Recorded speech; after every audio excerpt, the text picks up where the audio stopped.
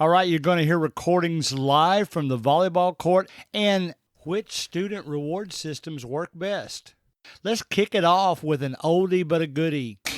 Go! George Washington, John Adams, Thomas Jefferson, James Madison, James Monroe, John Quincy Adams, Andrew Jackson, Mark Van Buren, William Harrison, John Tyler, James Polk, Zachary Taylor, Miller Fillmore, Franklin Pierce, James Buchanan, Abraham Lincoln, Andrew Johnson, Ulysses Grant, Rutherford Hayes, James Garfield, Chester Arthur, Grover Cleveland, Benjamin Harrison, William McKinley, Theodore Roosevelt, William Taft, Woodrow Wilson, Warren Harding, Calvin Coolidge, Herbert Hoover, Franklin Roosevelt, Harry Truman, Dwight Eisenhower, John F. Kennedy, Lyndon Johnson, Richard Nixon, Gerald Ford, Jimmy Carter, Ronald Reagan, George Bush, Bill Clinton, George W. Bush, Barack Obama, Donald Trump. All right. Substitute Teachers Lounge.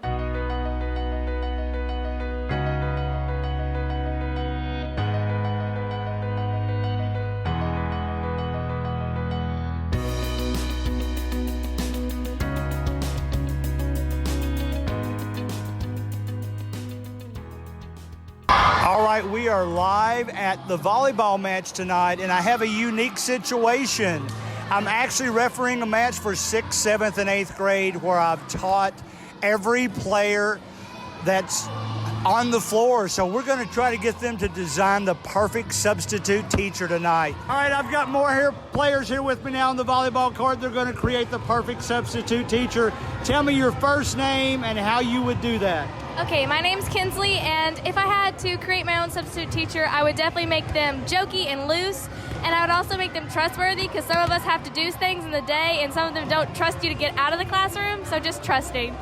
Good. My name is Abby, and I think to create the perfect substitute teacher, they would be funny, and they would joke around with you, and that's it. All right. My name is Lexus, and the best substitute teacher would be like funny, but also really kind to you. Okay. My name is Cassie, and I think the best substitute teacher would be very forgiving. Okay, good. My name is Lola, and I think the best substitute teacher would be very funny and joking, and yeah. Good. My name's Hannah, and I think the best substitute teacher would be funny and kind and interactive with the students. That's good. All right. My name is Haley, and I think if I made the best substitute teacher, it'd be someone who is kind and serious, but at the same time can joke around. Good. My name is Emily, and the best substitute teacher would be nice, jokative, cooperative, and equal, and even to like all the students. Perfect, ladies. Y'all good luck tonight. Have a good game. All right, I am here with two fine young volleyball players, and they're going to describe to me how they would create their favorite substitute teacher. Tell me your first name and what you would do. My first name is Rose, and I want a substitute teacher who is always fun and isn't too strict or just quiet. I want to be fun and talk to us and interact with us so that we can make it really, really fun. That's great. That's great. Now tell me your name and how would you create the perfect substitute teacher? My name is Michaela. My favorite substitute teacher is probably a fun one who's not too strict but still can abide by rules, but also isn't too quiet. That's great. That's great. Thanks, Caleb. Have a good game. All right, we are back on the volleyball court with some 8th grade volleyball players. We're going to interview them now. They're going to tell us how they feel about substitute teachers. Give me your first name and tell me anything about substitutes that you want to. Okay. My name is Bailey, and something that makes a sub cool is when they don't let the class go too crazy, but they're still fun, and they tell personal stories. Good, good. Go. My name is Shelby, and what makes a sub cool is whenever they're nice. Okay, all right. Go. My name is Olivia, and subs that I think would be a perfect sub would be someone that interacts with us and they're fun and don't let the classroom go too wild, but still lets us have All right. fun. My name's Avery, and subs I didn't enjoy were, can't say their name, but they were Say it. they were rude to us, I guess, and yelled at us for sharpening our pencils. Gotcha. Okay. Go. My name's Ananiah, and I like when subs are chill, but not too chill where like we don't get anything done, then the teachers come back the next day and we don't know what we're supposed to be learning. That's a good answer. All right, here we go. Hi, my name's Skylar. My worst experience with a sub would probably be when like they accuse you of things when you're not doing stuff and are just like playing out stupid, like and I think that I know that they're not your main teacher, but I think they should still be respected like they are yours. Good. My name's Emma, and I don't like subs who come in and yell at you for no reason, yell at you to be quiet when you're not even talking. Okay. And a good sub would be someone who tells you to get your work done, but is also laid back and chill. Good. I'm Abigail, and I like it when subs. Okay, take your time. Okay. I like it when subs will let you do what you need to do to get your work done, but also make sure you're not doing anything you're not supposed to do when the teacher's there. Good. Did I miss anybody? Can I say another thing? Hey, good luck, girls. Good luck tonight. Thank you! Mr. G's the best sub ever. All right, those were the volleyball girls from the matches I was talking about where I knew all the players on both sides of the nets. You could tell they were really excited about sharing their ideas. I will tell you when I did that, I did it in 6th, 7th, and 8th grade order. And there was some uniqueness about each of those three groups. First of all, the 6th graders that you heard in the first group where there were several of them talking. I chose those because that was actually the school where I was a long-term sub. In fact, I just finished today, the Friday that I'm recording this, so 2 days before you're getting it. But I wanted to talk to them because I had been with them for 6 weeks. So I think it adds an interesting perspective to how easily they could talk about it. The second group, the group that was 2 students from the 7th grade, their parents, or the mother of one of the students and the father of the other student, are coaches for that team. So I know the coaches well. In fact, I know the coaches well on all these teams. And I thought that kind of added a neat perspective too, because they were some of the coaches' kids. And then finally, the 8th graders that you heard, you can kind of tell that they were 8th graders in the way they talked, but they all seemed to have fun. They were all, good volleyball players, and I was happy to talk to them. And as I said, I had all of them in the class. So the 8th graders that was about, 5 or 6 interviews.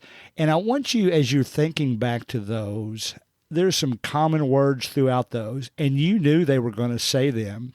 But yet there's always something about hearing them say the words that is just so confirming about how we could be better substitute teachers. We can't just give in to the students on everything, but yet we can present ourselves in such a way that we make it a better area to learn in and that we can have fun. I'm not sure there was any player that I interviewed that did not mention the word fun or interactive. Let me just read some of the other words they shared with us. In addition to most all of them saying fun, many of them said interactive. Some of them said they wanted to be treated equally. They didn't want students singled out in the classroom. They wanted us to share our personal stories, and we've talked about how to do that on past podcasts, so I thought that was a great idea. They talked about, many of them, by the way, I gave them a list of possible questions. They just kind of glanced at the list and chose the one they wanted to talk about. So in addition to personal stories, they shared that they weren't crazy about the student or the substitute teachers that just came in and started yelling. And we should know that, how can we not agree with that? Who wants to be yelled at? I don't want to be yelled at as an adult. They don't want to be yelled at as students. So we shouldn't really put that in our practice. If we go in and start having fun with them right away, and make a note that several of them mention being fun while still getting the work done in the classroom. So to me, those were the perfect answers. I think one student even said, that the teacher could be chill and not yell at them, but still be serious enough that they get the work done that they need to get done. So I thought those were good thoughts too. One said not too strict, but still abide by the rules. I thought that was a good way to say it. And a couple of them actually mentioned being accused of things. And, a lot of times when, somebody's too loud or something happens, we just kind of talk in that general direction. And sometimes we accuse people that weren't guilty. I try to make a habit of myself. If I do that, I try not to do that. But if I do, in fact, accuse somebody and I realize I was wrong, well, I'm going to apologize to them. I'm going to say that was my fault. You didn't do anything. I shouldn't have yelled at you. And we'll get the situation corrected. They're not crazy. I know about the whole class being punished for just a couple of kids. Now, you've heard me say I do that about being quiet sometimes. I'll tell them, let's be silent for about 5 minutes. And if one of your classmates violates that, we'll add another 5 minutes of silence onto that. And that seems to correct itself. But to me, that's okay. But, if something other than that happens and we start punishing the whole class, I think that's what they're against. And again, as adults, wouldn't we all be against that too? So I thought those were outstanding thoughts. Those were the volleyball players that I was talked to this week. I also did some recordings in the hallway that we'll have on a future episode. It's funny what the kids want to say into the microphone when you get them in a school situation. In fact, at one school I was in this week, it was a rally day on Friday. Some people call them Renaissance days. It was days they had earned a fun day. And in addition to planned activities, they were free to roam the hallways a little bit. There were teachers in the hallway, and I was actually walking through the hallways some with my microphone. So it's really comical sometimes what they want to say into the microphone at that situation. A lot of them were funny. Some of them sang. I hope to include some of those clips in a future episode. What I want to go to now is reward systems. And for those of you that listen to the episode Sunday morning, you're going to hear a different episode now. And there's a reason for that.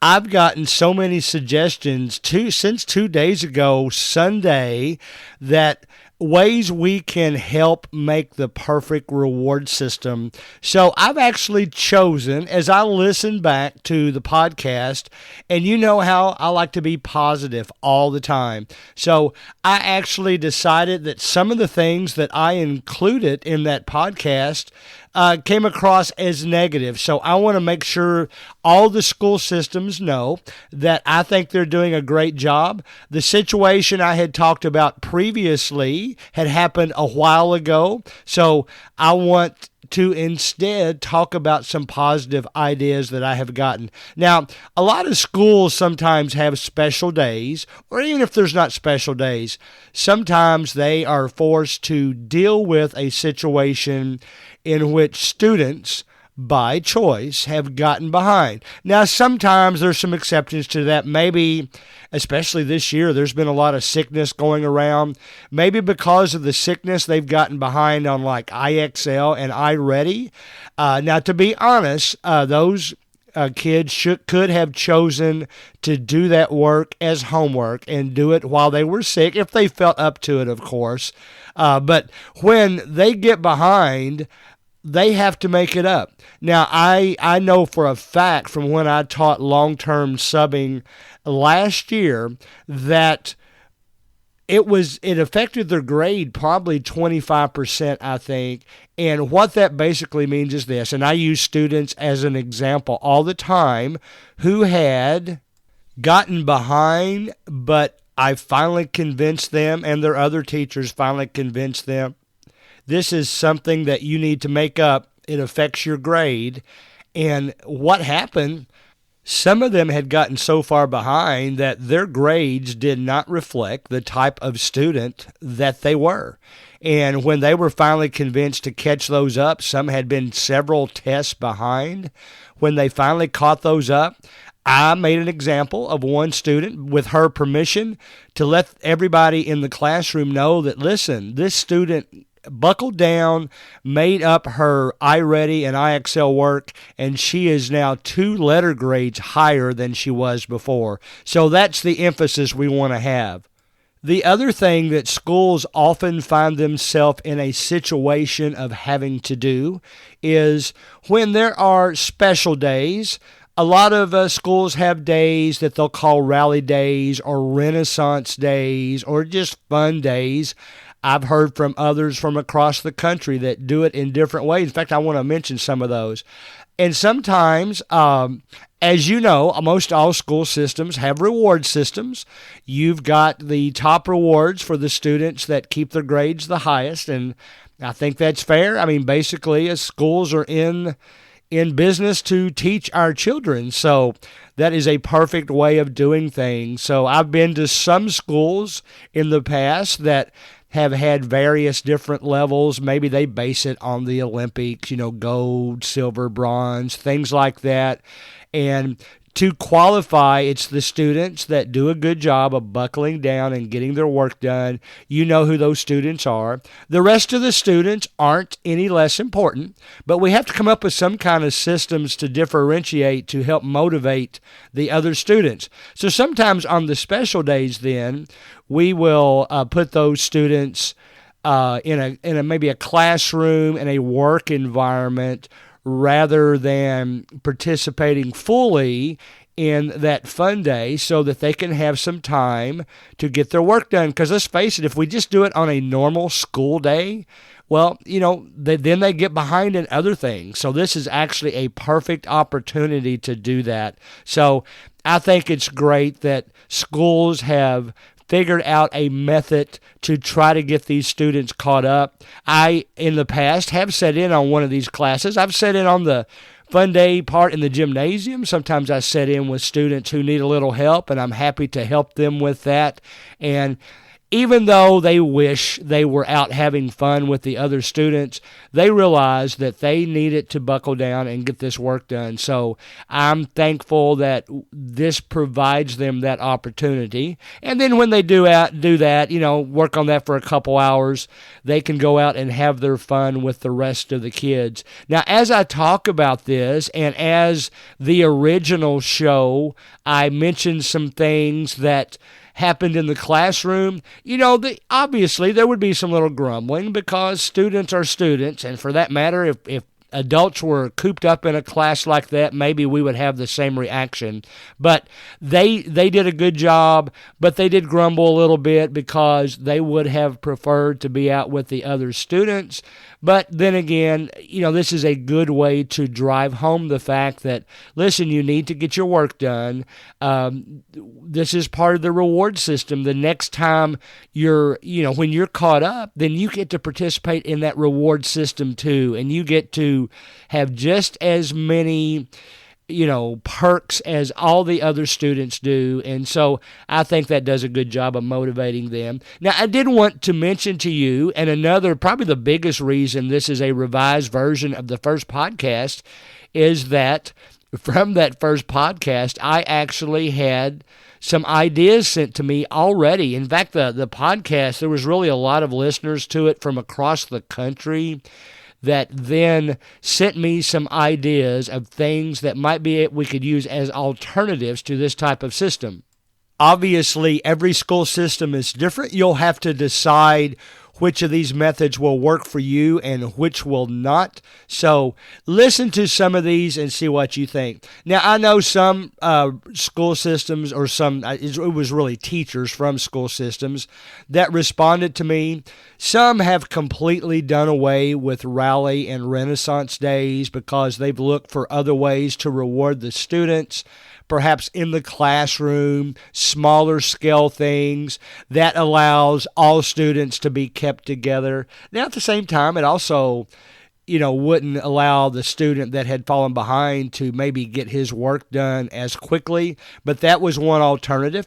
One that I really liked that somebody, another teacher, it was actually out of state that had sent in this idea, was to have the top students that kept their work done to kind of be tutors for rewards, small rewards, not monetary awards, of course, but rewards for helping out the students that had fallen behind. And they took the time to, I think they said once every week or once every couple of weeks, to have this tutor student work with the other student for about an hour to help them get their work caught up.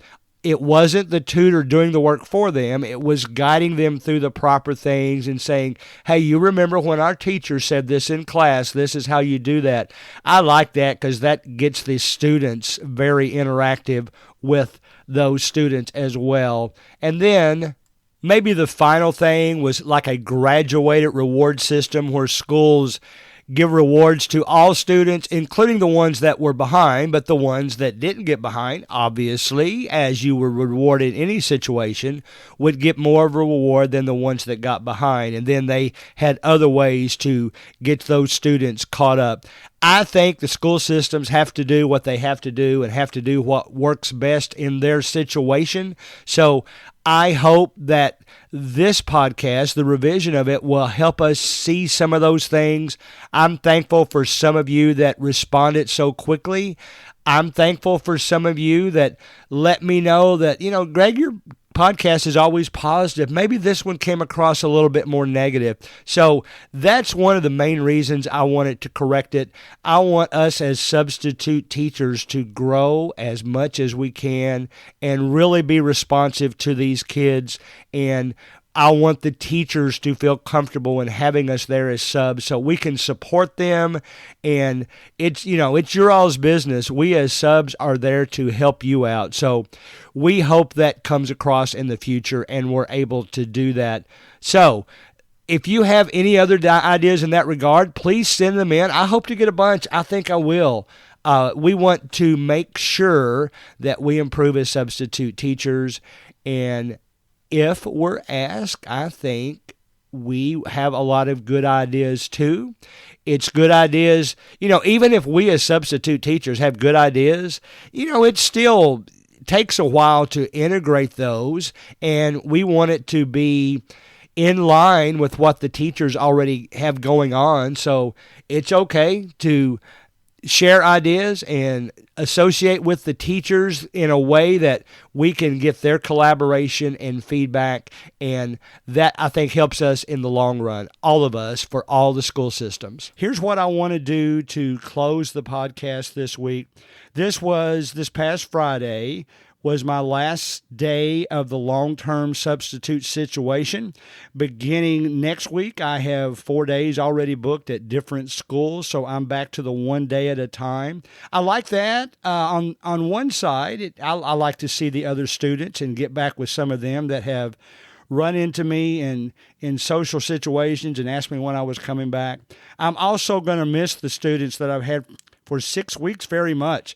And I will mention to you that they were all, we were kind of, you have that melancholy feeling when you leave, and many of them came up to say goodbye. A couple of them gave me a 2-liter bottle of Coke Zero. We always joke around about that being my favorite drink. So they bought me a 2-liter bottle and wrote me a nice note to share that with me. So I thought that was really great.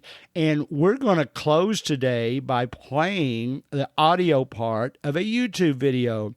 2 students in the class that I have taught for the last 6 weeks, they created a goodbye video. Let me give them a shout out. I prefer not to mention their names, and they know that. They know that I'm not going to mention their names. I will give you their YouTube channel, though. It is called Kentucky Homies.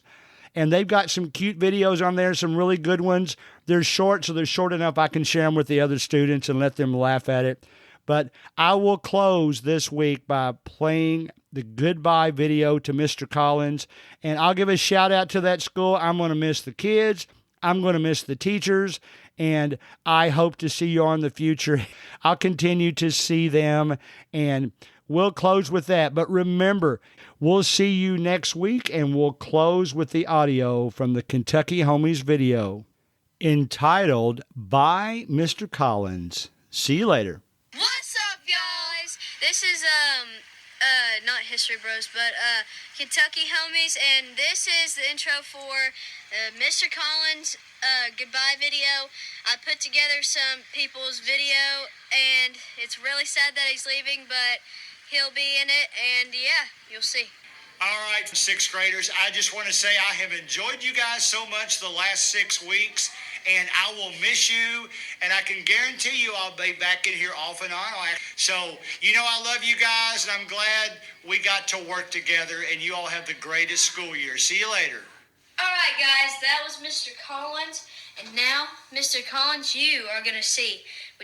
I let your students do something. They said they wanted to be in the YouTube channel, so on the YouTube channel, they said we were good and they wanted to be on the YouTube channel, and this is for you, Mr. Collins. He was kind. He was just like, he was someone like that made me want to go to school. I wanted to go to his class because it was fun. I mean, we did have to do work, yes, but also he kind of made the work fun. And I wish he could stay, but I know that he'll come back. Mr. Collins, I will miss you so much when you're gone. We love you so much. Don't forget us. We love you, Mr. Collins. Bye, Mr. Collins. We're going to miss you so much. You were the best substitute ever. Bye, Mr. Collins. Love you. Mr. Collins, the whole 6th grade is going to miss you. I know we'll see you Tuesday. I won't because I'm in 5th period. You said you'll only be there for half a day, but we all still love you. We will miss you. And Mr. Collins, please don't forget about us.